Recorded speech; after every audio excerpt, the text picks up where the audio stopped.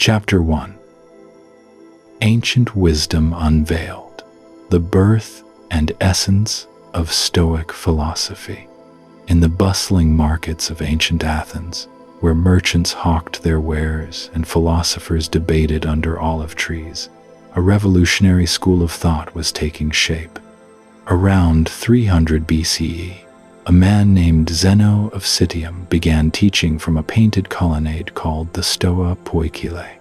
Little did he know that his teachings would echo through millennia, offering solace to emperors and slaves alike, and eventually reaching us in our modern world where inner peace seems more elusive than ever. The word Stoic itself comes from this very colonnade, the Stoa, where Zeno first gathered his students.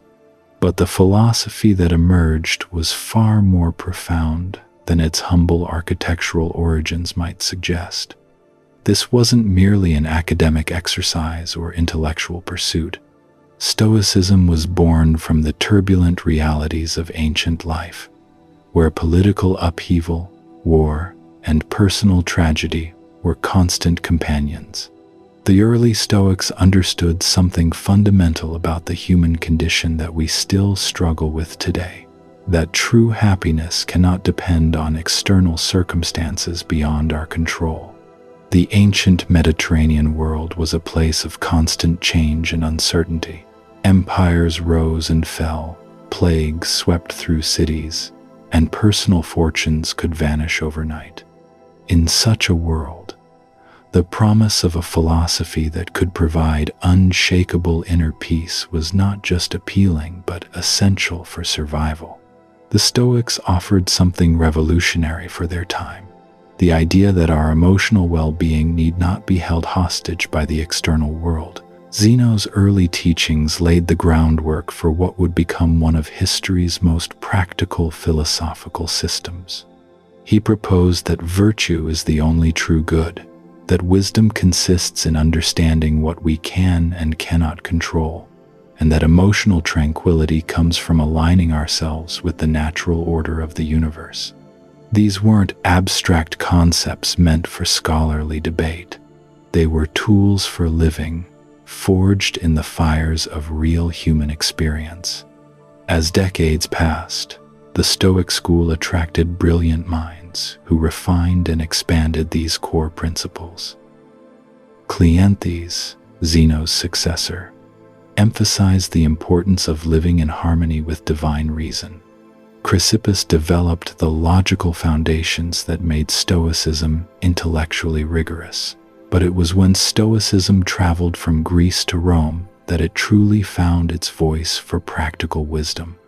In the Roman world, Stoicism transformed from a primarily academic philosophy into a guide for leaders, citizens, and anyone seeking to navigate life's challenges with dignity. Roman Stoics faced unique pressures: the responsibilities of empire, the corrupting influence of power, and the moral complexities of governing a vast and diverse population. These circumstances produced some of history's most profound insights into practical wisdom. The essence of Stoic philosophy rests on a deceptively simple premise: we suffer not from events themselves, but from our judgments about those events. When we lose a job, end a relationship, or face illness, our immediate response is often to blame the external circumstance for our distress. The Stoics recognized that this response, while natural, gives away our power to external forces. Consider how this principle applies to everyday frustrations. Traffic jams, canceled flights, or unexpected rain can ruin our day only if we allow our happiness to depend on these uncontrollable events. The Stoic approach doesn't involve suppressing our natural emotional responses or pretending that disappointments don't matter. Instead, it offers a framework for examining our reactions and choosing responses that preserve our inner tranquility. This fundamental insight leads to what the Stoics called the dichotomy of control. Perhaps their most practical teaching They divided all things into two categories: those that are up to us and those that are not.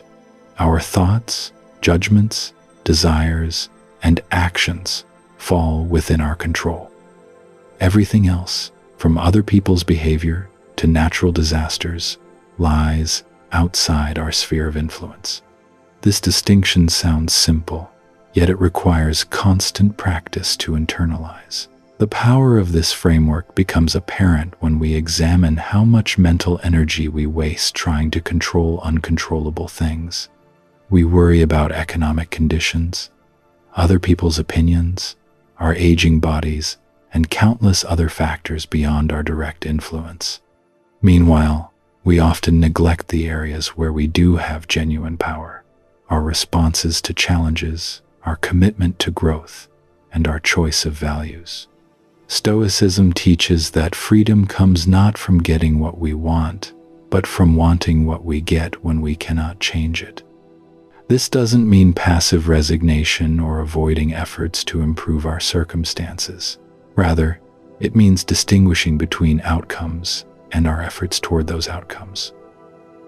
We can control our preparation for a presentation, but not the audience's response. We can control our commitment to health, but not whether we develop certain illnesses. We can control our approach to relationships, but not whether others choose to remain in our lives. The Stoics developed this philosophy not as a theoretical exercise, but as a response to real suffering. Epictetus, who would later become one of the school's most influential teachers, spent years as a slave before gaining his freedom. His insights into human resilience came not from comfortable academic reflection, but from the harsh realities of powerlessness and eventual liberation. His experiences taught him that even in the most constraining circumstances, we retain the freedom to choose our responses and maintain our dignity. This emphasis on practical wisdom makes Stoicism remarkably relevant to modern life. We face different external challenges than the ancient Romans, but the internal struggles remain remarkably consistent. We still grapple with anxiety about the future, resentment about the past, and frustration with present circumstances. We still seek meaning, purpose, and peace of mind in an often chaotic world. The Stoic approach to these universal challenges begins with radical acceptance of reality as it is, rather than as we wish it to be. This acceptance doesn't mean approval or passive resignation. Instead, it means starting from an accurate assessment of our situation rather than wasting energy on denial or wishful thinking. From this foundation of clear perception, we can make wise decisions about where to direct our efforts. Ancient Stoics understood that emotional resilience requires practice, much like physical strength requires exercise. They developed specific techniques for training the mind, including morning reflections on the day ahead, evening reviews of actions taken, and regular contemplation of life's impermanence. These practices weren't meant to eliminate emotions, but to prevent them from overwhelming rational judgment. The goal was not emotional numbness, but emotional intelligence, the ability to experience feelings without being controlled by them. A Stoic could feel sadness at loss while maintaining perspective about what truly matters. They could experience anger at injustice while choosing constructive responses rather than destructive ones. They could feel fear in the face of danger while still acting courageously when necessary. This balance between feeling and wisdom would prove essential as Stoicism evolved and attracted practitioners facing extreme challenges. The philosophy that began in an Athenian colonnade would soon guide emperors through the complexities of power, support prisoners through the darkness of captivity, and offer ordinary people a path to extraordinary inner strength. The seeds planted by Zeno would bloom into a comprehensive system for living well, regardless of external circumstances. The beauty of Stoic philosophy lies in its fundamental optimism about human potential. While acknowledging that suffering is inevitable, it insists that our response to suffering remains a matter of choice. This perspective transforms challenges from pure burdens into opportunities for growth and character development. Every difficulty becomes a chance to practice wisdom, courage, justice, and self-discipline. The four cardinal virtues that Stoics considered the foundation of a good life. As we explore this ancient wisdom, we discover that the Stoics offer not just philosophical insights, but practical tools for building the resilient, peaceful mind that many of us seek. Their teachings provide a framework for finding stability in an unstable world, meaning in apparent chaos, and strength in the face of adversity. The journey into Stoic wisdom begins with understanding these foundations, but it flowers only through consistent practice and application to the real challenges of daily life. Chapter 2: The Emperor's Meditations, Marcus Aurelius and His Inner Journey. Among all the figures who embraced Stoic philosophy, none faced greater challenges to their principles than Marcus Aurelius. Born Marcus Annius Verus in 121 CE, he inherited not just the throne of the Roman Empire, but also the impossible burden of ruling the known world while remaining true to philosophical ideals that emphasized virtue over power, wisdom over wealth, and inner peace over external glory. The irony of his situation was profound. Here was a man whose deepest desire was to live simply, to contemplate truth, and to practice the virtues that Stoic teachers had extolled for centuries. Yet fate placed him at the center of an empire that demanded constant attention to military campaigns, political intrigue, and administrative complexities that would have overwhelmed lesser minds. The young philosopher who had once studied under the greatest Stoic teachers of his age suddenly found himself responsible for the welfare of millions of people across 3 continents. Marcus Aurelius received his introduction to Stoicism through his adoptive father, Antoninus Pius, who recognized the young man's exceptional character and intellectual gifts. Under the guidance of teachers like Junius Rusticus, who introduced him to the teachings of Epictetus, Marcus learned that philosophy was not merely an academic exercise, but a practical discipline for living well. These early lessons would prove invaluable when he ascended to the throne in 161 CE and discovered that the theoretical challenges of Stoic philosophy paled in comparison to the real-world demands of imperial leadership. The empire he inherited was vast and troubled. Germanic tribes pressed against the northern frontiers, plague ravaged the provinces, and internal rebellions threatened the stability that previous emperors had worked generations to establish. A lesser ruler might have abandoned philosophical principles in favor of pragmatic ruthlessness, but Marcus Aurelius chose a different path. He would attempt to rule as a philosopher, applying Stoic teachings to the daily challenges of governance and warfare.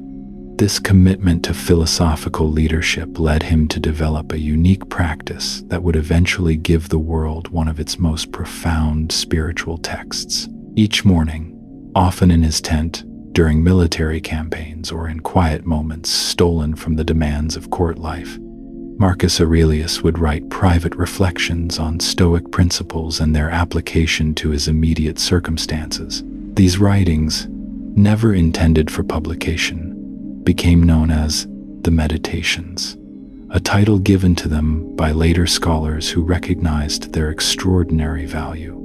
The Meditations reveal a man struggling to apply philosophical ideals to impossibly difficult circumstances.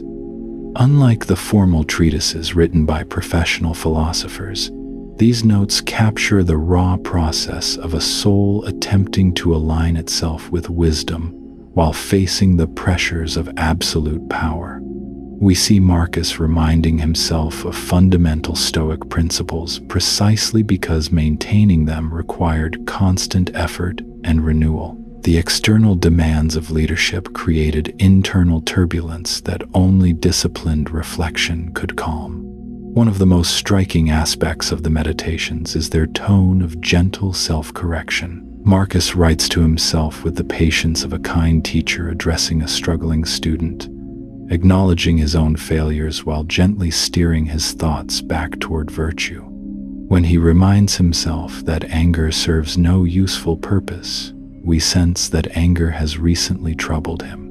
When he reflects on the temporary nature of all external goods, we understand that the pleasures and privileges of imperial life have threatened to distract him from what truly matters.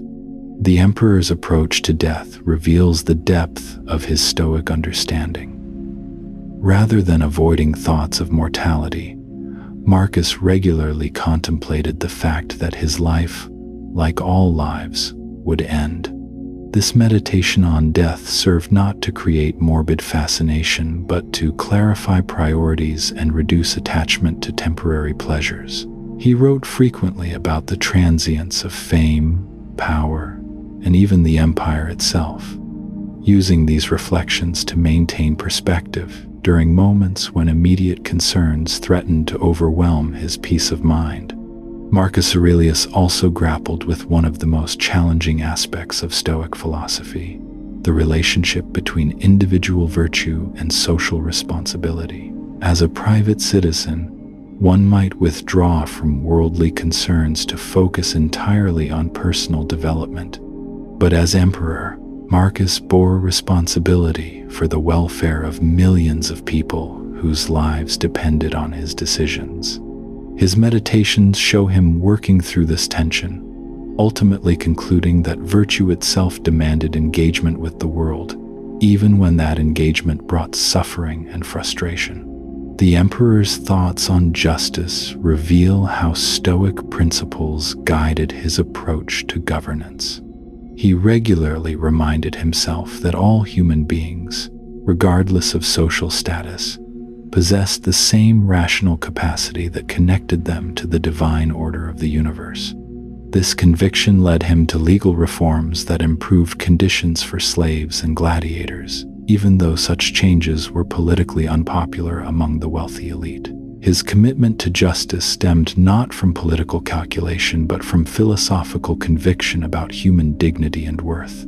Perhaps most remarkably, Marcus Aurelius maintained his philosophical practice even during the brutal Marcomannic Wars, military campaigns that kept him away from Rome for years at a time. Writing by lamplight in frontier camps while barbarian tribes threatened the empire's borders, he continued his daily reflections on virtue, wisdom, and the proper ordering of the soul. These wartime meditations demonstrate how Stoic principles could provide stability even in the most chaotic circumstances. The emperor's reflections on anger and frustration offer particularly valuable insights for modern readers. Surrounded by incompetent advisors, rebellious generals, and political opponents who seemed to care nothing for the common good, Marcus had countless opportunities to indulge in righteous anger.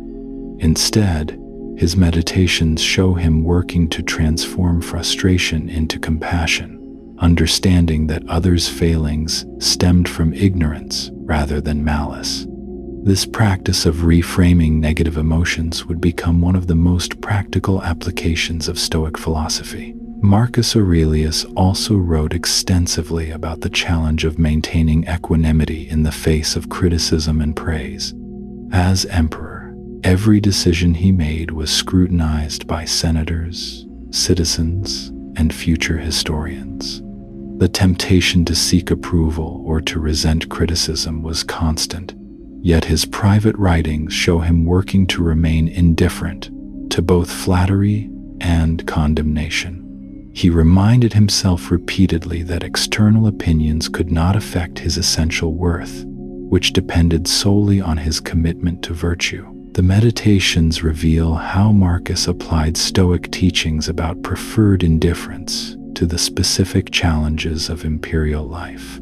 Health, wealth, and reputation, the things most people desperately sought to acquire, and feared to lose were indeed preferable to their opposites, but they could not constitute genuine good or evil. This perspective allowed him to work diligently for the welfare of the empire while remaining emotionally detached from outcomes beyond his control. He could grieve military defeats and celebrate victories without allowing either to disturb his fundamental peace of mind. One of the most touching aspects of the emperor's private writings is his struggle with the loneliness of leadership. Despite being surrounded by courtiers and advisors, Marcus often felt isolated by the burden of making decisions that affected millions of lives.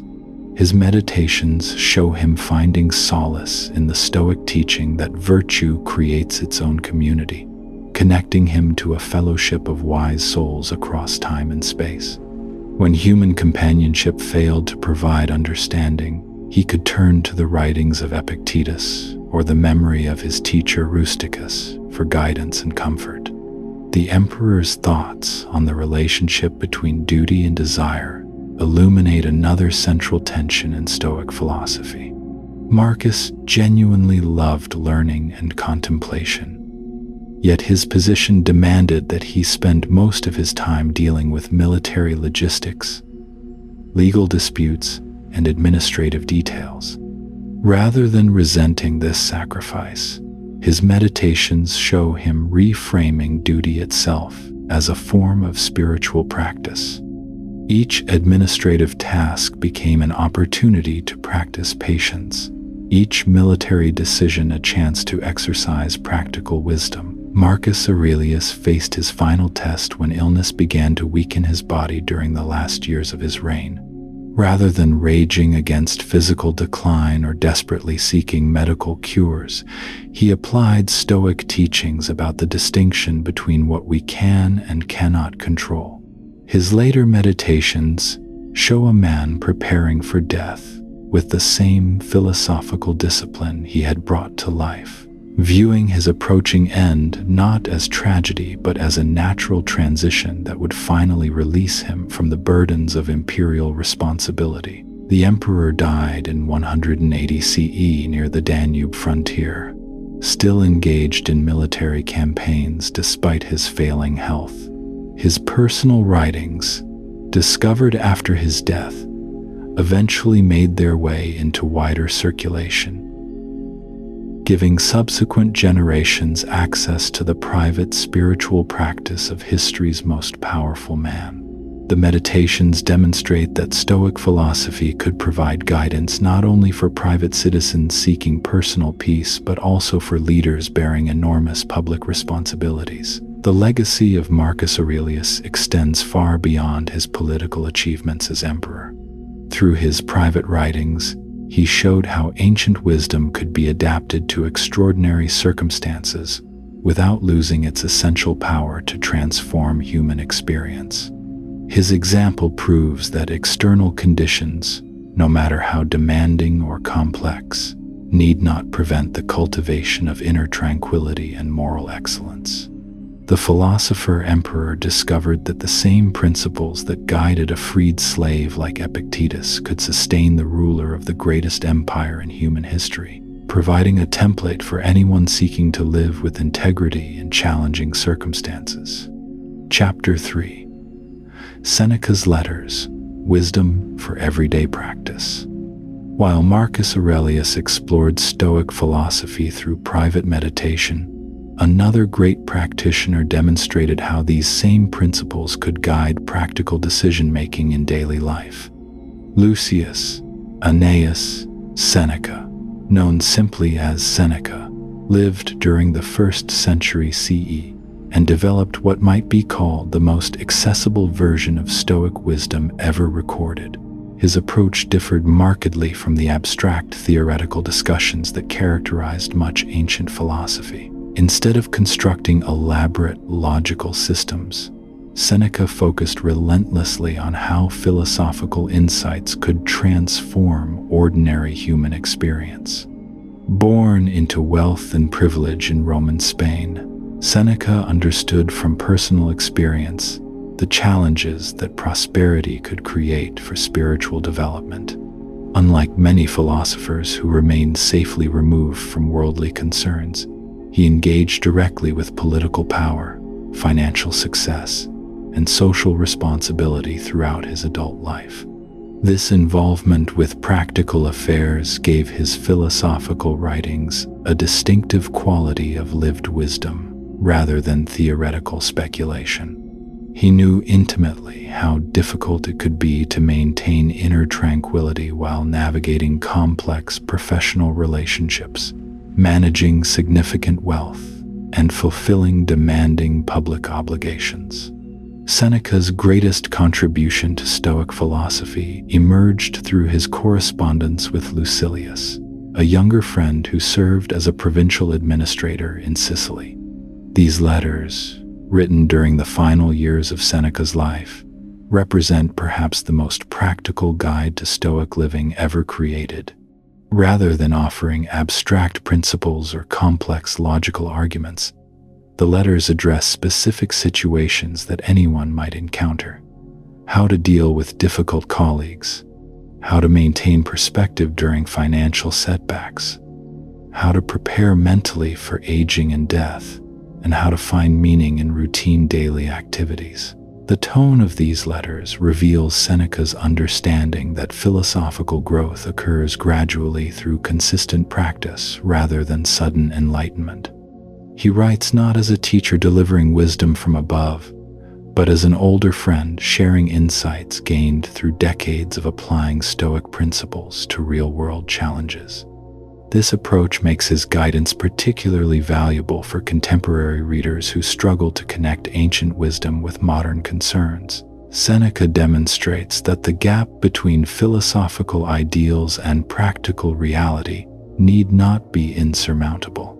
One of Seneca's most powerful insights concerns the relationship between external circumstances and internal peace. He observed that most human suffering stems not from objective hardships, but from our resistance to accepting situations we cannot change.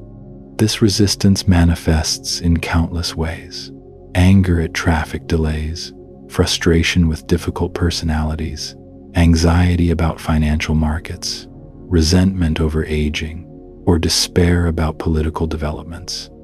Seneca recognized that these emotional reactions, while natural, ultimately waste energy that could be directed toward more constructive purposes. The practice of distinguishing between what lies within our control and what does not formed the cornerstone of Seneca's daily spiritual routine. He would regularly examine his responses to challenging situations, asking whether his emotional reactions were helping him address genuine problems or merely adding unnecessary suffering to unavoidable circumstances. This self-examination was not conducted as harsh self-criticism, but as honest assessment designed to improve future responses. Seneca understood that emotional wisdom develops through patient observation of our own patterns rather than forceful suppression of unwanted feelings. Seneca's approach to wealth provides a particularly instructive example of how Stoic principles can guide practical decisions.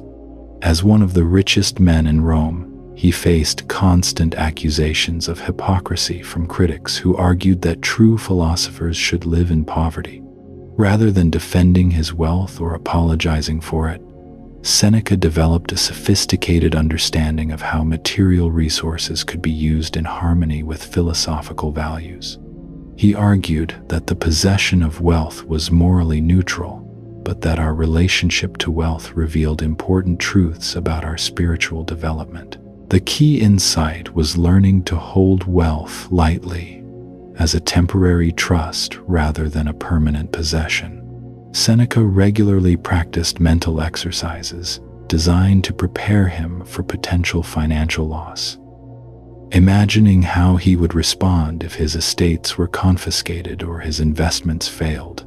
This practice was not motivated by pessimism, but by the recognition that attachment to external things inevitably creates vulnerability to circumstances beyond our control. By mentally rehearsing loss, he cultivated the psychological flexibility needed to maintain equanimity regardless of changing economic conditions. This mental preparation proved invaluable when Seneca eventually faced forced retirement and the confiscation of much of his wealth. Rather than experiencing these events as catastrophic failures, he was able to view them as opportunities to test the philosophical principles he had been developing throughout his career. His letters from this period show remarkable serenity in the face of material loss, demonstrating that years of disciplined mental training had successfully insulated his sense of well-being from external fluctuations. Seneca's understanding of time management offers another practical application of Stoic wisdom that remains highly relevant for contemporary life. He observed that most people live as though they had unlimited time available, postponing important activities while frittering away hours on trivial pursuits. This temporal carelessness, he argued, reflects a fundamental misunderstanding of human mortality. We cannot control how much time we have, but we exercise complete authority over how we use whatever time remains available to us. The practice of mindful attention to the present moment became central to Seneca's approach to time management. Rather than constantly anticipating future events or rehearsing past experiences, he trained himself to focus fully on whatever activity demanded his immediate attention. This focus was not achieved through forced concentration, but through the recognition that the present moment contains the only opportunities we ever actually possess for meaningful action. Future plans and past memories have their place in human experience, but they should enhance rather than replace direct engagement with current reality. Seneca developed specific techniques for cultivating present moment awareness during routine activities. While eating, he would pay careful attention to flavors and textures rather than reading or conducting business discussions. During walks, he observed his surroundings with deliberate curiosity rather than using the time for mental planning. In conversations, he practiced listening with genuine attention rather than preparing his next response. These simple practices gradually trained his mind to find richness and meaning in ordinary experiences that might otherwise pass unnoticed. The question of how to respond to criticism and conflict received considerable attention in Seneca's letters. He recognized that social relationships inevitably involve disagreement, competition, and occasional hostility. Rather than viewing these challenges as unfortunate obstacles to peace, Seneca saw them as opportunities to practice the virtues of patience, understanding, and emotional self-regulation. His approach to interpersonal difficulties demonstrated how Stoic principles could transform potentially destructive situations into occasions for spiritual growth. When faced with harsh criticism, Seneca's first response was to examine whether the criticism contained any valid insights, regardless of the critic's motivations. This practice required setting aside wounded pride and defensive reactions in order to evaluate feedback objectively. If criticism proved accurate, it could guide valuable self-improvement. If criticism was unfounded, the practice of remaining calm in the face of unfair attack strengthened emotional resilience. Either way, difficult interactions became opportunities for development rather than sources of lasting resentment. Seneca's approach to aging demonstrates how Stoic wisdom can transform one of humanity's most universal challenges into a source of unexpected richness. Rather than viewing physical decline as an unmitigated tragedy, he developed practices for finding meaning and purpose in the later stages of life. His letters written during his 60s and 70s show a man who had learned to appreciate the unique gifts that age could offer: freedom from youthful ambitions, perspective on what truly matters, and the satisfaction of watching younger people benefit from accumulated wisdom. The practice of memento mori, regularly contemplating death, formed an essential component of Seneca's spiritual discipline. This contemplation was not morbid fascination, but practical preparation designed to eliminate the fear that prevents many people from living fully. By familiarizing himself with the inevitability of death, Seneca found that he became more appreciative of life's temporary pleasures and more focused on activities that possessed lasting significance. The awareness of mortality served as a clarifying lens that helped distinguish between genuine priorities and mere social conventions. Seneca's final years provided the ultimate test of his philosophical development. When Emperor Nero ordered his former tutor to commit suicide, Seneca faced death with the same rational composure that had characterized his approach to life's smaller challenges. Contemporary accounts describe his final hours as a demonstration of how philosophical preparation could transform even forced death into an opportunity for dignity and grace. He used his last conversations to comfort grieving friends and family members, showing that Stoic training had successfully freed him from the fear that might otherwise have overwhelmed his final moments. The enduring appeal of Seneca's letters lies in their recognition that spiritual development must accommodate the complexities of practical life rather than requiring withdrawal from worldly engagement. His example shows that it is possible to maintain philosophical principles while participating fully in professional responsibilities, family relationships, and civic duties. This integration of wisdom and action offers hope for anyone seeking to live more thoughtfully without abandoning their existing commitments and relationships. Chapter 4: What we control and what we cannot. The first key to tranquility. This integration of philosophical wisdom with practical engagement reveals a fundamental truth that lies at the very heart of Stoic teaching. The ancients understood that true peace of mind does not come from controlling external circumstances, but from mastering our responses to them.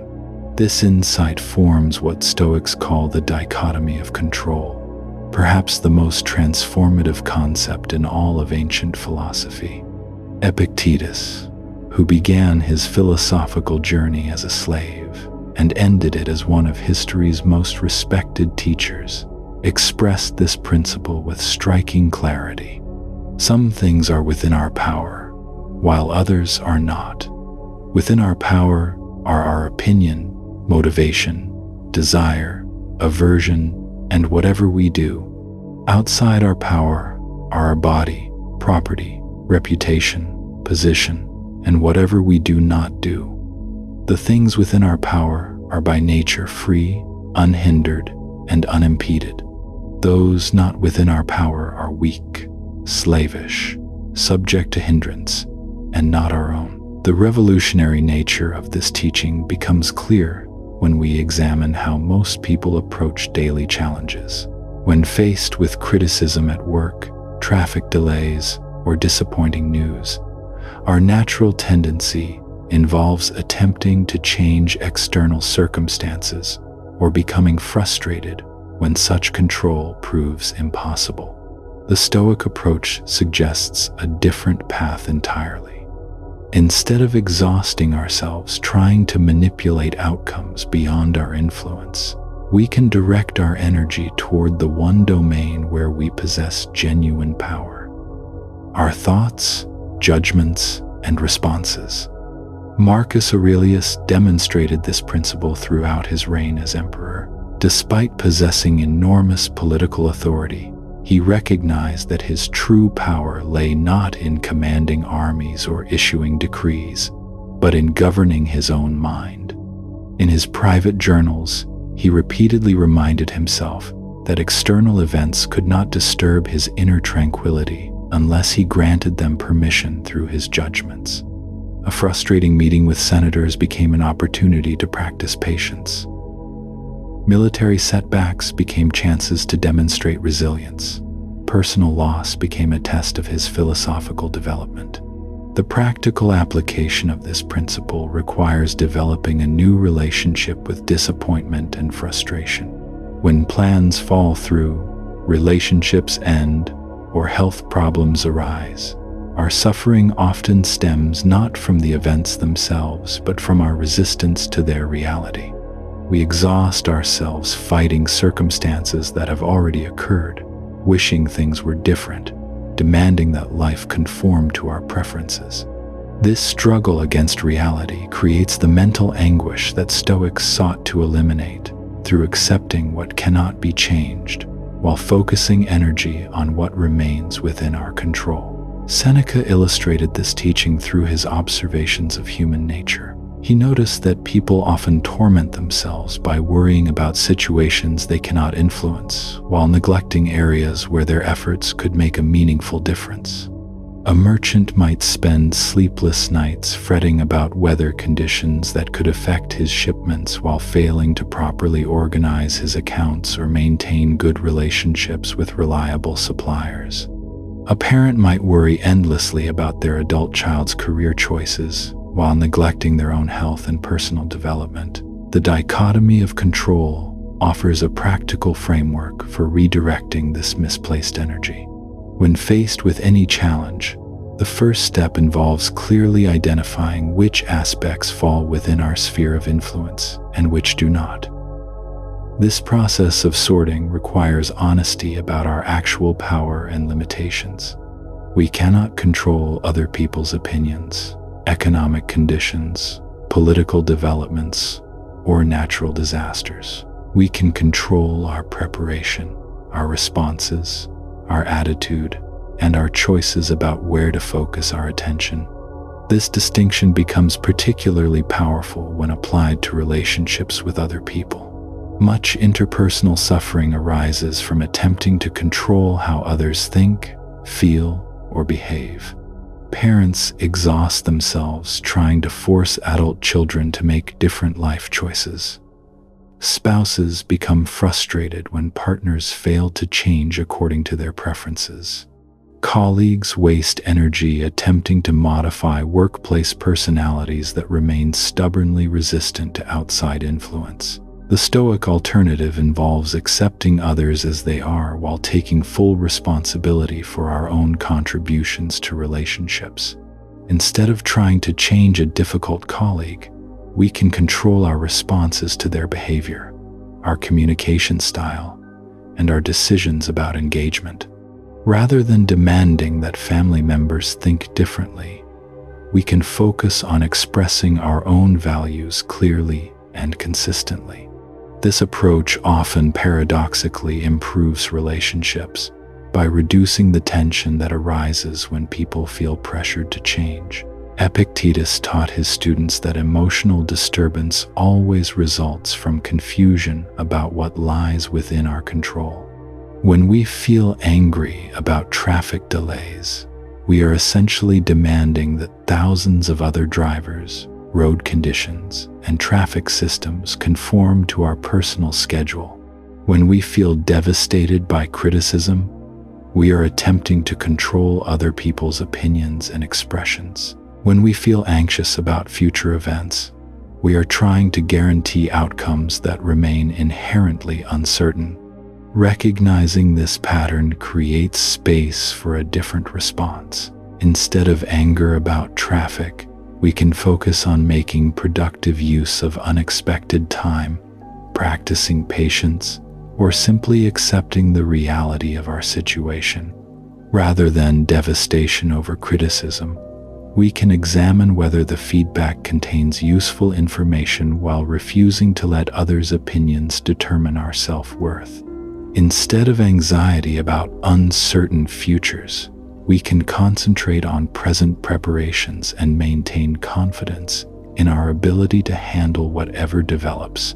The practice of this principle requires constant vigilance and gentle correction. Our minds naturally drift toward attempting to control uncontrollable circumstances because this illusion of power feels more comfortable than accepting our limitations.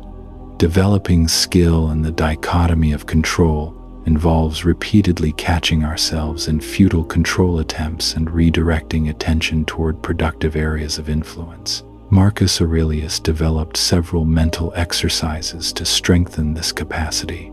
He would remind himself each morning that he might encounter difficult people during the day, but that their behavior belonged to them while his responses belonged to him. He practiced viewing external events as morally neutral, neither good nor bad in themselves, but simply raw material for his character development. He regularly contemplated the temporary nature of all external circumstances to reduce his emotional attachment to particular outcomes. Seneca recommended a similar approach through what he called voluntary discomfort. By occasionally choosing to experience minor hardships like sleeping on the floor, eating simple food, or walking instead of riding, he reminded himself that his well-being did not depend on external comforts.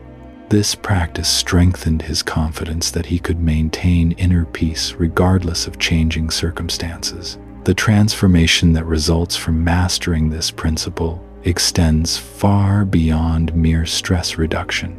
When we stop wasting energy on futile control attempts, vast reserves of mental and emotional resources become available for meaningful pursuits. Instead of fighting reality, we can focus on creating value within whatever circumstances we face. This shift from resistance to acceptance paradoxically increases our actual effectiveness in areas where we do possess genuine influence. The dichotomy of control also provides a foundation for authentic confidence.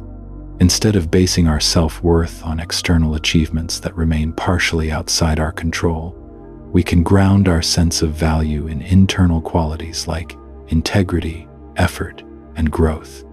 This internal locus of evaluation becomes unshakable because it depends entirely on factors within our power to maintain and develop. Chapter 5. Mastering the waves of emotion, finding freedom from passionate turbulence. This foundation of inner-directed confidence creates the perfect conditions for understanding one of Stoicism's most transformative insights about human emotional experience. Marcus Aurelius wrote extensively about what he called the passions, those intense emotional reactions that seem to sweep over us like powerful waves, threatening to overwhelm our capacity for clear thinking and wise action. These passionate disturbances, he observed, arise not from external events themselves, but from the judgments we immediately and often unconsciously attach to those events. The emperor understood this principle intimately through his daily experience of governing an empire. When news arrived of military defeats, political betrayals, or natural disasters affecting his provinces, he noticed how his initial emotional reactions could range from anger and frustration to despair and overwhelming anxiety. Yet through careful self-observation, he discovered that these intense feelings were not inevitable responses to the events themselves. They emerged from the immediate stories his mind told about what these events meant for his reign, his legacy, and the welfare of Rome. This recognition led Marcus to develop what became one of the most practical techniques in the Stoic toolkit for emotional regulation. He learned to pause in the space between perceiving an event and reacting emotionally to it. In this brief moment of conscious awareness, he could examine the automatic judgments his mind was generating and choose whether to accept them as truth or recognize them as one possible interpretation among many. Seneca described a similar process through his careful analysis of anger, which he considered the most destructive of all human emotions. He noticed that anger always begins with what seems like a reasonable assessment that someone has wronged us deliberately and unfairly. This initial judgment happens so quickly that it feels like an automatic response to the situation. Yet Seneca discovered that by slowing down his mental process, he could catch these judgments in formation and question their accuracy. The transformation of emotional experience through this practice occurs gradually but profoundly. Instead of being victims of our immediate emotional reactions, we begin to experience them as information about our current mental state rather than as accurate reflections of reality. This shift creates enormous space for choosing our responses based on wisdom and values rather than being driven by the momentum of passionate intensity. Marcus Aurelius developed a particularly effective approach to this practice through what he called the discipline of impression. When something happened that triggered a strong emotional response, he would remind himself that his initial impression was just that, an impression, not necessarily an accurate representation of what had occurred. He would then deliberately generate alternative interpretations of the same event, looking for explanations that were equally plausible but less emotionally charged. Consider how this might apply to a common modern situation. When someone fails to respond to our message or invitation, our initial impression might be that they are deliberately ignoring us or that they no longer value our relationship. This interpretation naturally generates feelings of hurt, rejection, or anger. Yet applying the discipline of impression, we might recognize equally valid explanations. Perhaps they are dealing with a personal crisis, experiencing technical difficulties, or simply overwhelmed with responsibilities. Maybe they intended to respond but forgot, or they are taking time to formulate a thoughtful reply. The practice is not about convincing ourselves that the most optimistic interpretation is necessarily true. Rather, it involves recognizing that our initial emotional interpretation is just one possibility among many, and often not the most likely one. This recognition alone is usually sufficient to reduce the intensity of our emotional reaction and create space for a more measured response. Seneca took this understanding deeper by exploring how our emotional reactions often reveal more about our internal expectations and attachments than about external reality. He noticed that we tend to become most upset when events violate our sense of how things should unfold. These should statements, as he recognized, represent our attempts to impose our will on circumstances that remain largely beyond our control. When we expect others to behave according to our preferences, we set ourselves up for disappointment and frustration when they act according to their own judgment instead.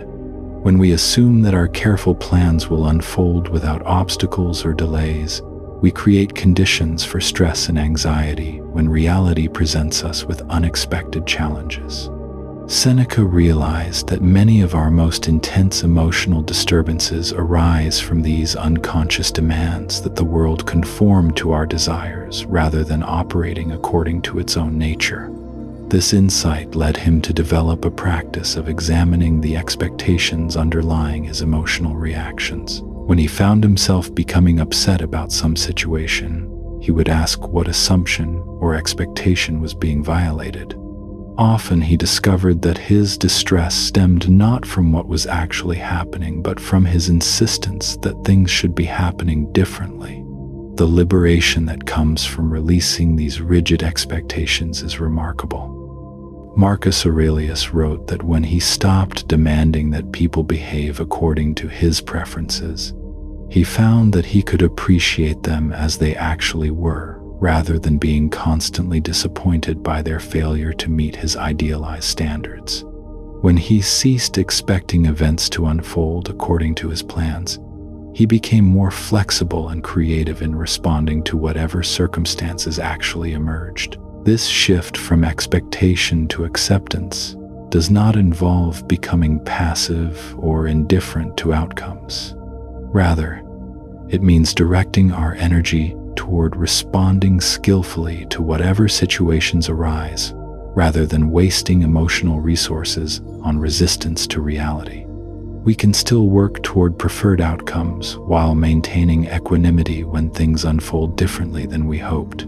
The practice of emotional regulation through rational examination becomes particularly powerful when applied to what Seneca called the pre-emotions, those initial stirrings of feeling that arise before we have consciously processed an event. He noticed that we always have a brief window of time between the first flash of emotional reaction and the point where that emotion gains enough momentum to drive our behavior. Learning to recognize and work with these pre-emotions allows us to influence our emotional experience at its source, rather than trying to manage intense feelings after they have already formed. Marcus Aurelius described this process as catching himself in the act of making judgments. He would notice when his mind was beginning to generate interpretations like "this is terrible" or "this is unfair," and pause to examine whether these assessments were helpful or accurate. Often he found that they were neither, representing instead habitual patterns of thinking that increased his suffering without providing any practical benefit. The emperor also discovered that certain types of judgments were particularly prone to generating emotional turbulence.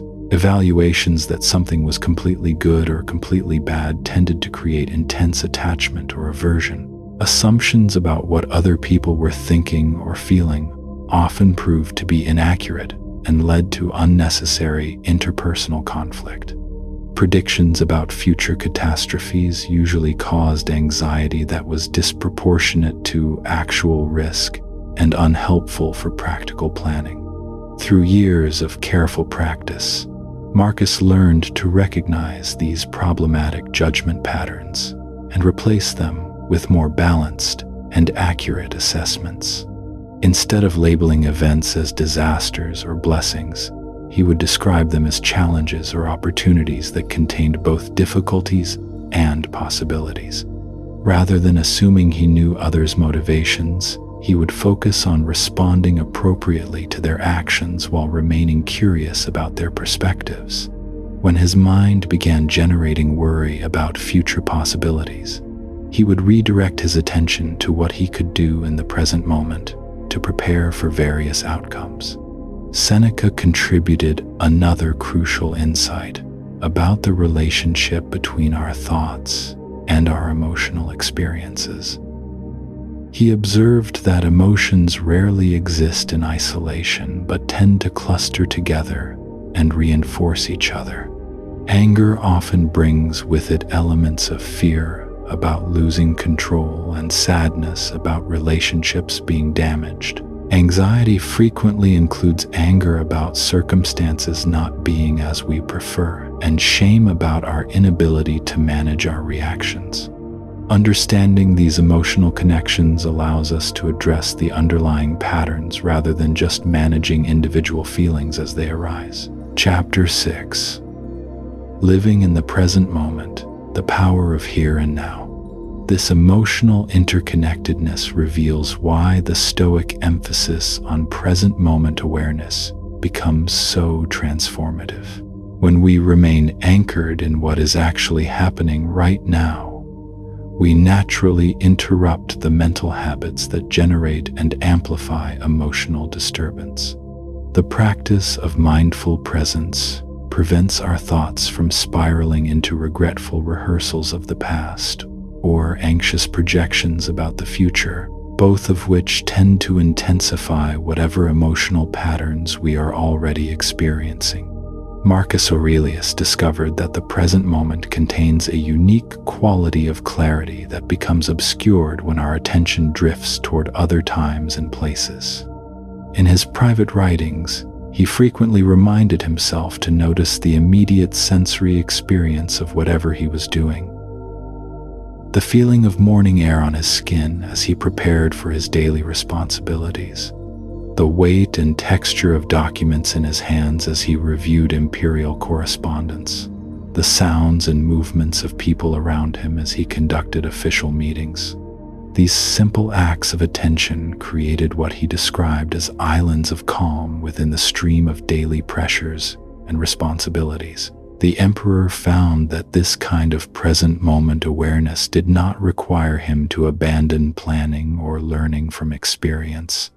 Rather, it provided a stable foundation from which to engage in both reflection and preparation more effectively. When his attention remained grounded in immediate reality, his memories of past events became more accurate and less colored by emotional charge. His consideration of future possibilities became more practical and less dominated by worry or wishful thinking. The present moment offered a neutral space where he could think clearly about other times without being emotionally hijacked by them. Seneca approached present moment practice from a slightly different angle, focusing particularly on how our habitual mental commentary about current experiences often prevents us from actually experiencing them fully. He noticed that his mind had a tendency to immediately categorize and evaluate whatever was happening, sometimes spending more energy on these judgments than on direct engagement with the actual situation. A conversation with a friend would be accompanied by internal assessments about whether the discussion was going well or poorly. A walk through the garden would be filled with mental notes about what needed to be changed or improved. A meal would be evaluated for its quality rather than simply tasted and enjoyed. Through careful observation, Seneca learned to distinguish between appropriate practical thinking and unnecessary mental elaboration. Practical thinking involved genuine decision-making, problem-solving, or planning that served a useful purpose in his life. Mental elaboration consisted of repetitive or compulsive commentary that added nothing helpful to his experience and often diminished his ability to respond skillfully to whatever was happening. The difference was not always immediately obvious, but over time he developed a sensitivity to the quality of his thinking that allowed him to recognize when his mind was engaged in helpful reflection versus when it was simply generating noise. One particularly effective technique that both philosophers discovered involved using physical sensations as anchors for present moment awareness. When Marcus noticed his thoughts becoming scattered or emotionally charged, he would deliberately focus on the sensation of his feet touching the ground or the rhythm of his breathing.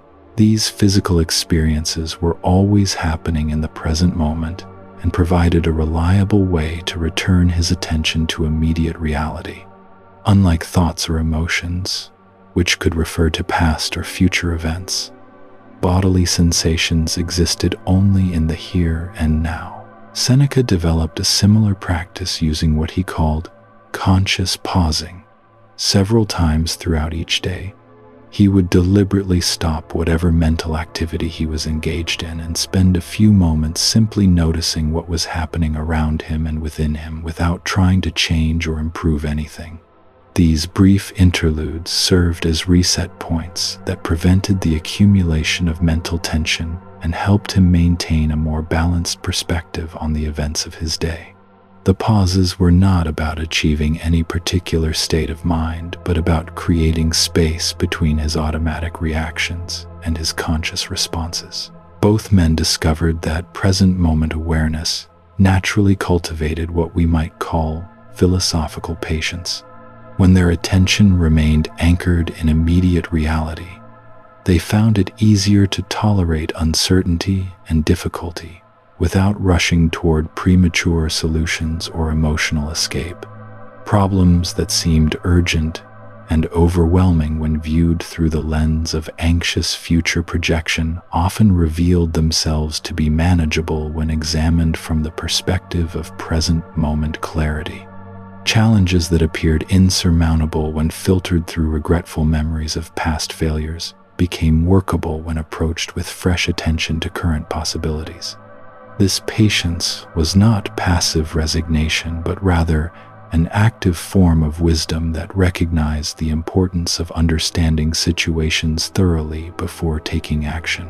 Marcus learned that many of the problems he faced as emperor required sustained attention over extended periods rather than quick fixes. present moment awareness helped him remain engaged with these long-term challenges without becoming overwhelmed by their complexity or discouraged by the slow pace of progress. He could focus fully on each day's contribution to larger goals without losing sight of the bigger picture or becoming impatient for immediate results. The practice of present moment awareness also revealed the arbitrary nature of many of the mental categories that typically govern our emotional responses. When Seneca paid careful attention to his immediate experience, he noticed that the distinctions between pleasant and unpleasant, success and failure, gain and loss, often proved to be much less clear-cut than his initial judgments suggested. A difficult conversation might contain moments of genuine connection. A professional setback might create opportunities for learning and growth. A physical discomfort might serve as a reminder to appreciate health when it returned. These observations did not lead him to conclude that all experiences were equally valuable, but rather that most situations contained more nuance and possibility than his habitual categorizations acknowledged.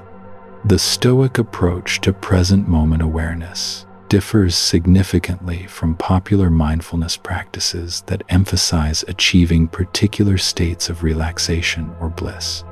For Marcus and Seneca, the goal was not to feel good, but to see clearly. They were interested in using present moment attention as a tool for wisdom rather than as a technique for emotional management. This orientation meant that they remained open to whatever arose in their awareness, including difficult thoughts and challenging emotions, rather than using mindfulness as a way to avoid or suppress uncomfortable experiences. Their present moment practice became a foundation for what Seneca described as voluntary participation in life, rather than unconscious reaction to circumstances. When his attention remained grounded in immediate reality, he could choose his responses based on his values and understanding rather than simply following emotional impulses or social pressures. This conscious participation did not guarantee that his choices would always be perfect or that outcomes would always be favorable, but it ensured that his actions flowed from deliberate consideration rather than automatic habit. Chapter 7: Transforming Adversity into Wisdom, the Stoic Path Through Difficulty. This deliberate participation in life through present moment awareness naturally led both Marcus and Seneca to develop a profoundly different relationship with adversity.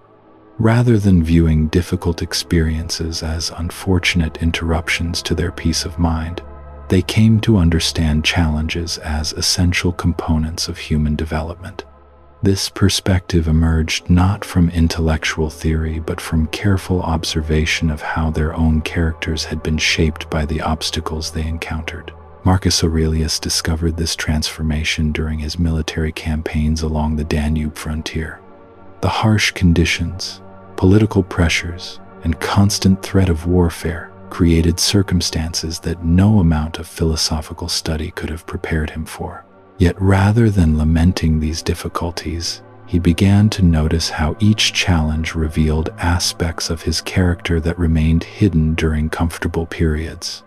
The pressure of command showed him where his judgment remained unclear. Physical hardship revealed the extent of his attachment to comfort. Conflicts with subordinates exposed his hidden expectations about how others should behave.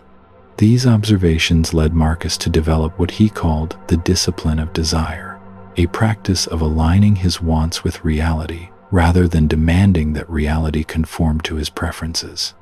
When supplies ran short, instead of focusing on the inconvenience, he would examine his assumption that abundance was the natural state of affairs. When weather conditions made travel difficult, rather than cursing the elements, he would consider how his resistance to discomfort created additional suffering beyond the physical challenge itself. This practice did not require him to pretend that difficult situations were pleasant or to suppress natural human responses to hardship. Marcus continued to feel cold when temperatures dropped and frustration when plans went awry. The difference lay in how he related to these experiences. Instead of treating uncomfortable feelings as problems to be solved, he began to view them as information about the gap between his expectations and current circumstances. Seneca approached this same territory through his observation of how different people responded to similar challenges. During his years of political exile on the island of Corsica, he noticed that some of his fellow exiles remained consumed by bitterness and resentment, while others managed to find meaning and even contentment in their reduced circumstances. The external situation was essentially identical for everyone, yet their experiences varied dramatically based on their internal responses. This led Seneca to investigate what he termed the faculty of choice. Even when circumstances removed most of his external freedoms, he retained the capacity to choose how he would interpret and respond to his situation. He could view exile as punishment or as an opportunity for reflection. He could focus on what had been taken from him or on what remained available. He could spend his time rehearsing grievances or developing his understanding of human nature. These choices were not simply matters of optimism versus pessimism. Seneca found that certain ways of thinking about his situation led to greater clarity and effectiveness, while others created confusion and paralysis. When he focused on circumstances beyond his control, his energy dissipated in futile resistance. When he concentrated on areas where he retained influence, his efforts produced tangible results. This practical testing revealed that the Stoic emphasis on distinguishing between what was up to him and what was not reflected an accurate assessment of human agency rather than philosophical wishful thinking. Both philosophers discovered that adversity served as a particularly effective teacher because it stripped away the comfortable illusions that often obscured clear thinking during pleasant periods. When everything proceeded smoothly, it became easy to believe that their sense of well-being depended on favorable external conditions. Challenges revealed that their deepest satisfaction came from acting in accordance with their values regardless of circumstances. Marcus found that his most meaningful moments during the frontier campaigns occurred not when military objectives were achieved, but when he managed to respond to setbacks with equanimity and wisdom. These instances of maintaining inner composure while facing external chaos provided a different kind of fulfillment than any material success. They confirmed his growing understanding that his essential nature was not dependent on external validation or comfortable conditions. Seneca made similar discoveries during his financial losses and political reversals. Rather than diminishing his sense of self-worth, these experiences revealed capacities for resilience and adaptation that he had not known he possessed. The process of learning to find contentment with reduced circumstances taught him that much of what he had considered necessary for happiness was actually superfluous. This knowledge became a source of confidence rather than deprivation, as it demonstrated his ability to thrive under a much wider range of conditions than he had previously imagined. Their approach to adversity also revealed the importance of timing in personal development. Both men noticed that lessons which seemed abstract or unconvincing during comfortable periods became vivid and compelling when encountered through direct experience. The philosophical principle that external goods were not essential to happiness remained merely intellectual until circumstances forced them to test this understanding practically. The insight that their essential self remained unchanged by external fluctuations only gained real meaning when they maintained their identity through actual losses and setbacks. This experiential learning led them to view difficulties not as obstacles to overcome but as curriculum to engage with fully. Marcus began to approach challenges with curiosity rather than resistance, asking what each situation might teach him about himself and about the nature of human experience. This orientation transformed problems from sources of frustration into opportunities for discovery. Seneca developed what he called the practice of voluntary hardship, deliberately choosing to experience minor discomforts as training for larger challenges. He would occasionally sleep on hard surfaces, eat simple foods, or wear plain clothing, not as acts of self-denial but as experiments in adaptation. These practices revealed how much of his suffering came from the gap between expectation and reality, rather than from difficult conditions themselves. The transformation of their relationship with adversity also changed how they understood the concept of progress. Instead of measuring advancement by the accumulation of pleasant experiences or the avoidance of difficulties, they began to evaluate growth by their capacity to maintain wisdom and compassion regardless of circumstances. This shift in criteria meant that periods of challenge often became their most productive times for personal development. Chapter 8. 죽음을 친구로 맞이하다. 유한함이 주는 자유.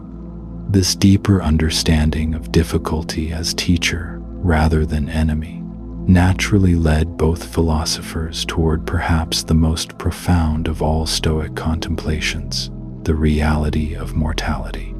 For Marcus and Seneca, death was not a morbid preoccupation, but the ultimate teacher of how to live fully. They discovered that by befriending mortality, they could free themselves from the artificial urgency that drove so much human suffering. Marcus found himself returning again and again to the meditation on death, not as an exercise in pessimism, but as a practice of liberation. In his private writings, he reminded himself that everything he treasured, including his own existence, was borrowed rather than owned.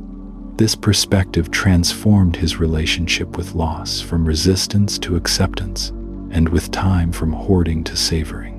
The emperor understood that most of the anxiety that plagued his daily life stemmed from the illusion of permanence.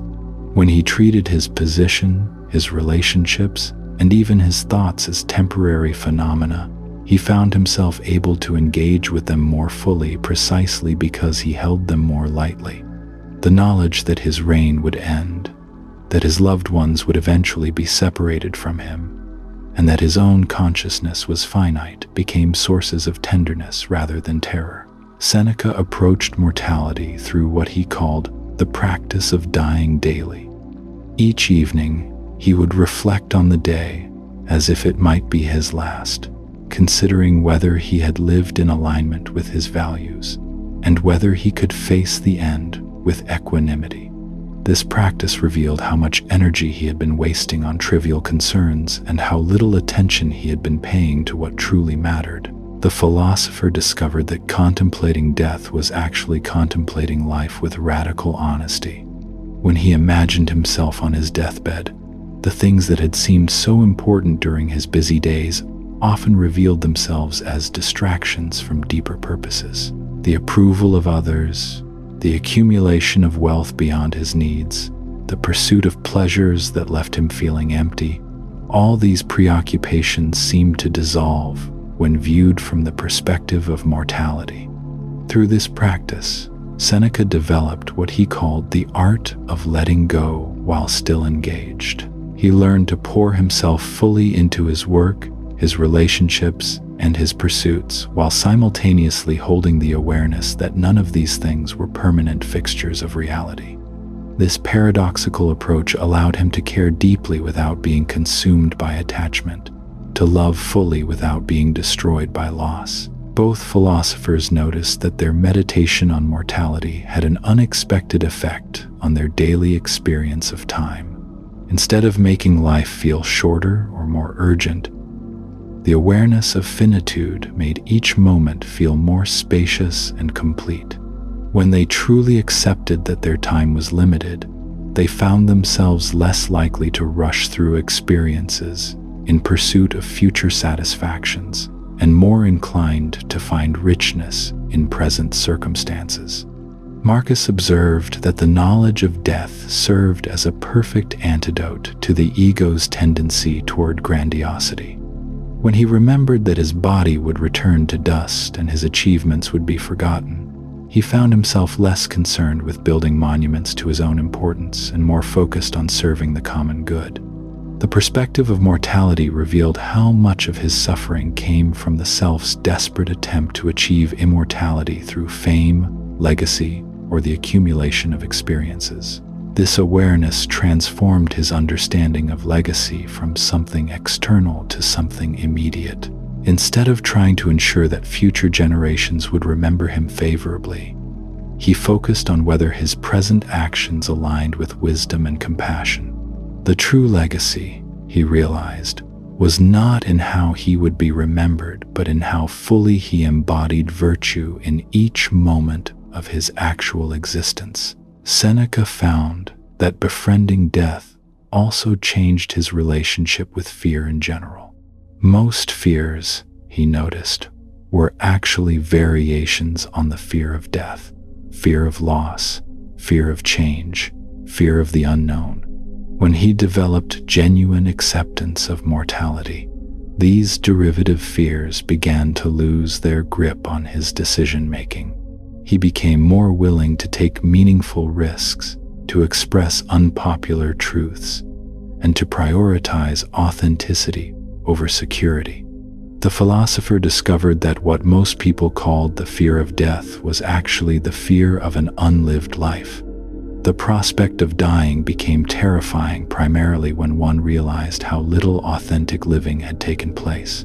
When he committed to living in accordance with his deepest values, regardless of external consequences, the thought of death became less threatening because he would be dying as someone who had actually lived. This transformation in their relationship with mortality led both men to a profound shift in how they understood the purpose of existence. Life was not a problem to be solved or a game to be won, but a brief opportunity to experience consciousness itself. The goal was not to extend life indefinitely, but to inhabit it fully while it lasted. Marcus began to see his daily responsibilities not as burdens to be endured until some future relief, but as the actual substance of his existence. His meetings with senators, his decisions about military strategy, his moments of solitude in the morning, all of these became precious simply because they were finite. The awareness that he would not have unlimited opportunities to experience being human made each experience more vivid and meaningful. Seneca developed a practice he called living as if dying, which meant making choices based on what would matter if today were his last day. This criterion helped him distinguish between activities that genuinely served his values and those that merely filled time. When faced with decisions about how to spend his energy, he would ask himself what a dying person would prioritize, and the answer usually pointed toward connection, service, and the pursuit of wisdom rather than comfort, status, or entertainment. The friendship with mortality also revealed the interconnectedness that the Stoics saw as fundamental to existence. When Marcus contemplated his own death, he was reminded that his atoms would return to the universe to become part of other forms of life. This physical reality became a metaphor for the spiritual truth that individual consciousness was part of a larger cosmic intelligence that continued beyond any single manifestation.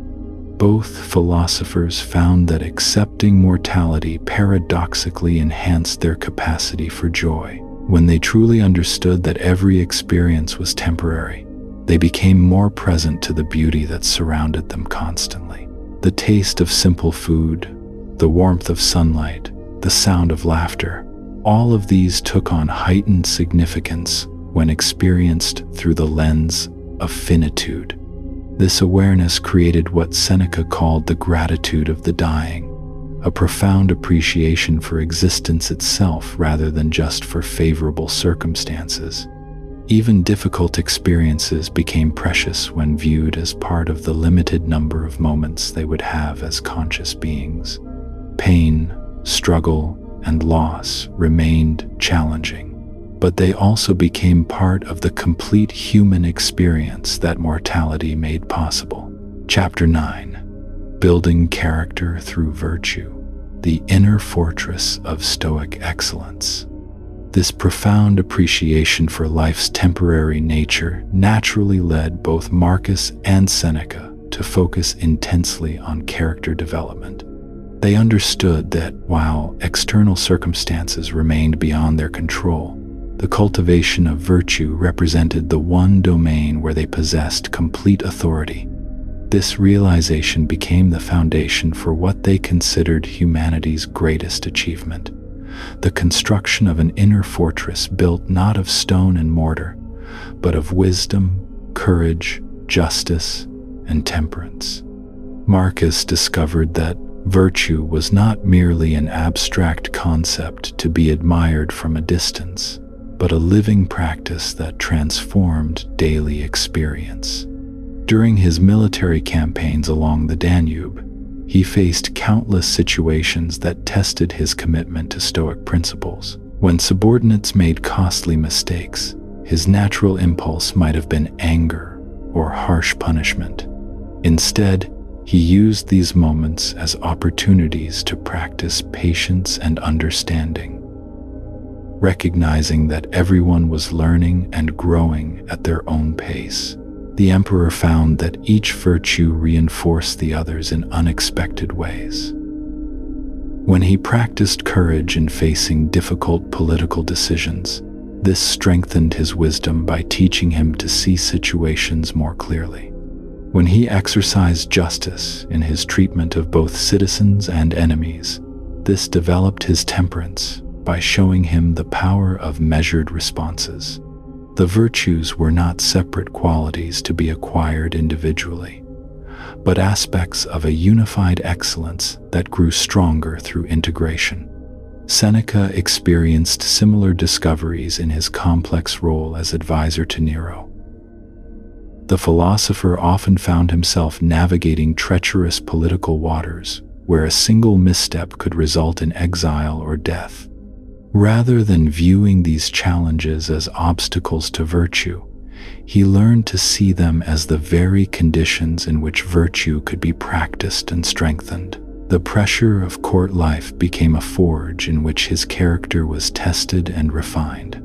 The Roman statesman noticed that virtue had a peculiar quality that distinguished it from all other pursuits. While wealth could be lost to thieves, health could be destroyed by disease, and reputation could be damaged by slander, virtue remained completely secure once it had been genuinely cultivated. This security was not because virtue was somehow protected from external forces, but because it existed entirely within the realm of personal choice and commitment. Both philosophers discovered that the pursuit of virtue created a form of inner stability that remained constant regardless of external circumstances. Marcus could maintain his equanimity whether he was dealing with plague in the capital or barbarian invasions at the frontier. Seneca could preserve his peace of mind whether he was enjoying imperial favor or facing potential execution. This stability came not from controlling their environment, but from developing the internal resources to respond virtuously to whatever situations arose. The practice of virtue also revealed itself to be inherently fulfilling in ways that external achievements never could be. When Marcus acted with genuine kindness toward a difficult senator, or when Seneca chose wisdom over expediency in his counsel to Nero, they experienced a satisfaction that did not depend on results or recognition. The act of virtue itself became its own reward, creating a source of contentment that external circumstances could neither provide nor take away. This self-sustaining quality of virtue explained why the Stoics considered it the only true good. Unlike pleasure, which required favorable circumstances to be maintained, or success, which depended on factors beyond personal control, virtue could be practiced and enjoyed regardless of situation. A person could be virtuous while poor or rich, healthy or sick, honored or despised. This universality made virtue accessible to everyone, regardless of their circumstances or station in life. The development of character through virtue also created what both philosophers described as a fundamental transformation in perception. As their commitment to wisdom, courage, justice, and temperance deepened, they began to see opportunities for growth in situations that might previously have seemed purely negative. A financial setback became a chance to practice detachment from material things. A personal insult became an opportunity to develop patience and understanding. Even serious illness or loss became a context for demonstrating courage and acceptance. This transformed perception extended to their relationships with other people. Instead of viewing difficult individuals as problems to be solved or avoided, they learned to see them as teachers who provided opportunities to practice virtue. The angry customer became a chance to practice patience. The dishonest colleague became an opportunity to demonstrate integrity. The ungrateful friend became a context for learning unconditional kindness. Marcus found that this approach to human relationships created a profound sense of freedom. When his goal shifted from changing others to responding virtuously regardless of their behavior, he was no longer held hostage by other people's choices or moods. He could maintain his commitment to kindness even when others were cruel, his dedication to honesty even when others were deceptive, his practice of courage even when others were driven by fear. Seneca made a similar discovery in his financial affairs. When he focused on using his wealth virtuously rather than simply accumulating more, money became a tool for practicing justice and generosity rather than a source of anxiety and competition. The fear of loss diminished when wealth became a means for virtue rather than an end in itself.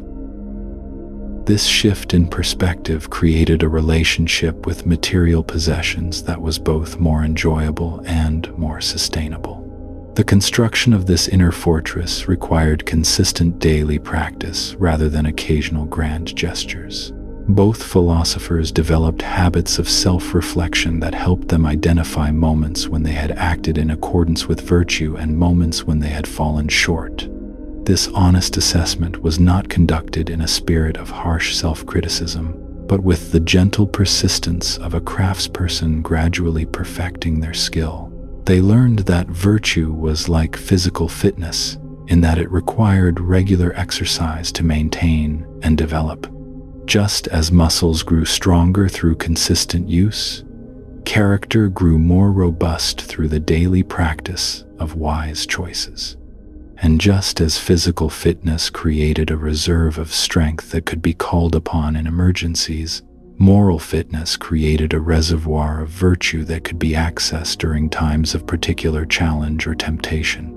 This understanding led both men to value ordinary moments as much as extraordinary ones in their character development. The way Marcus treated a servant during a routine morning carried as much significance as his decisions during major state ceremonies.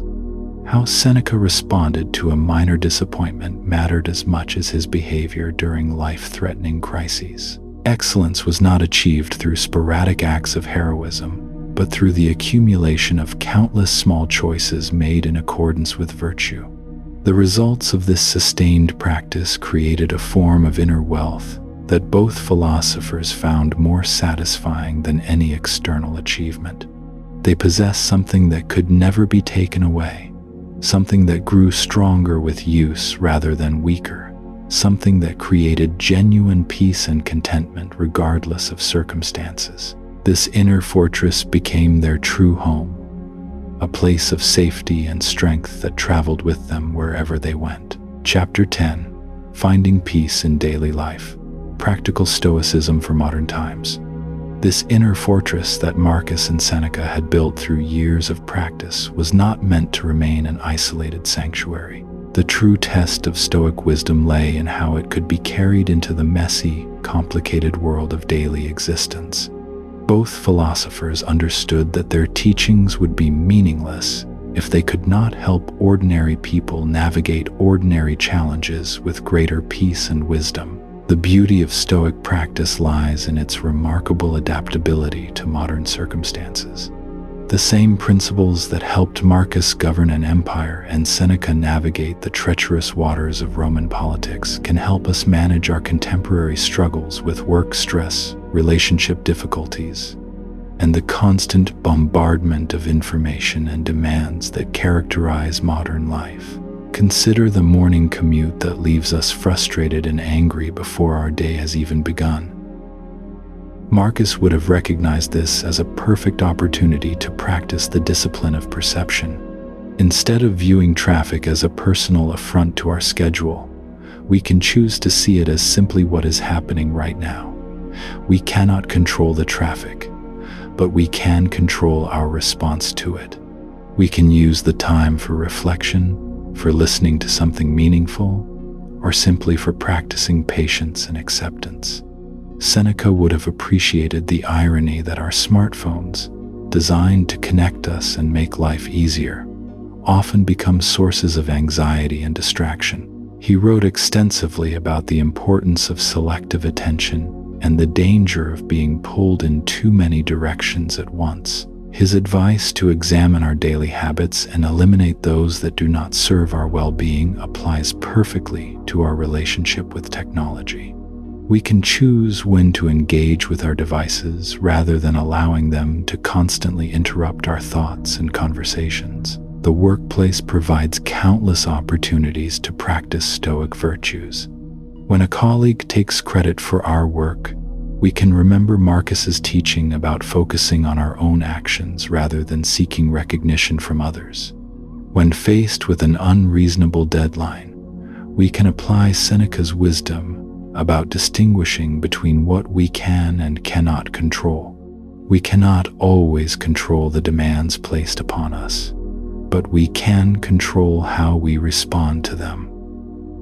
We can work diligently without becoming consumed by anxiety about outcomes we cannot guarantee. Relationships offer perhaps the richest ground for Stoic practice.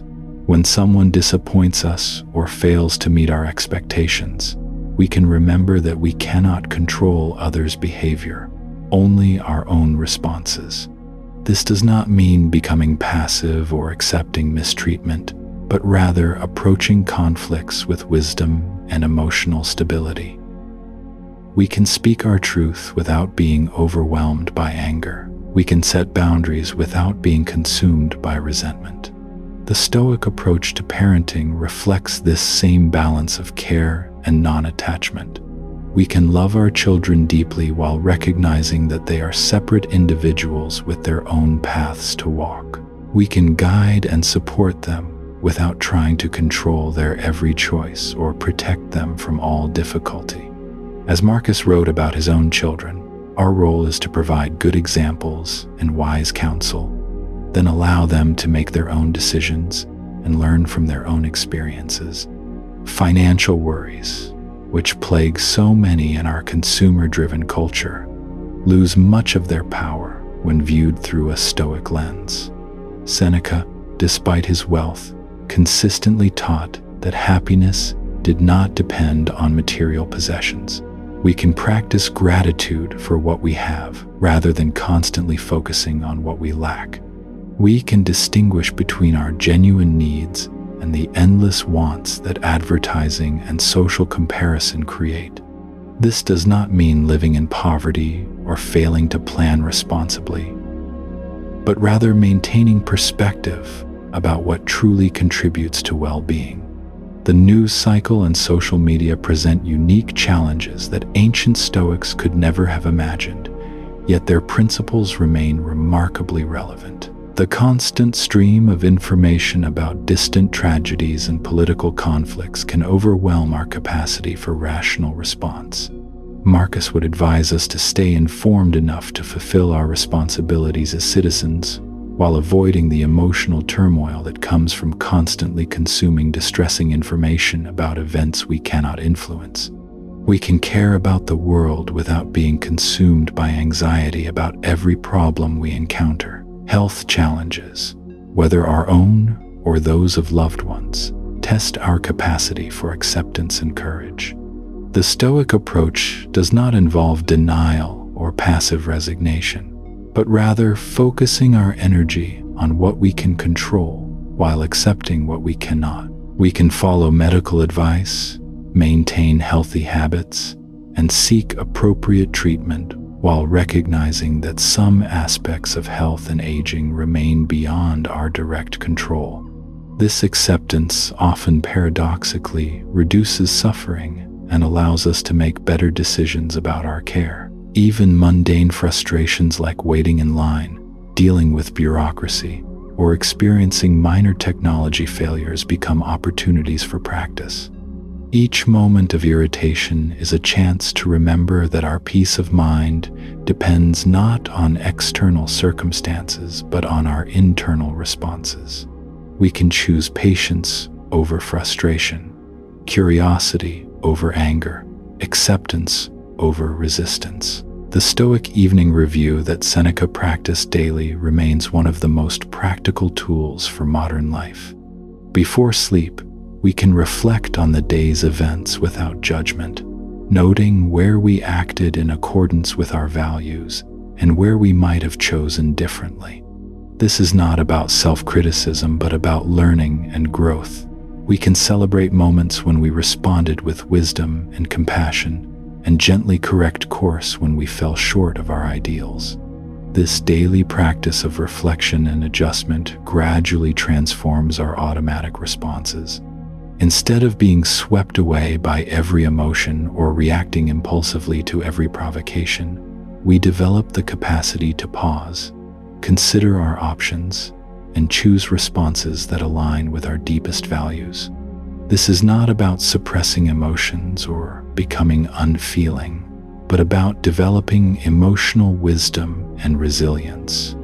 The ultimate goal of Stoic practice is not to eliminate all difficulty from life, which would be impossible, but to develop the inner resources to navigate life's inevitable challenges with grace and wisdom.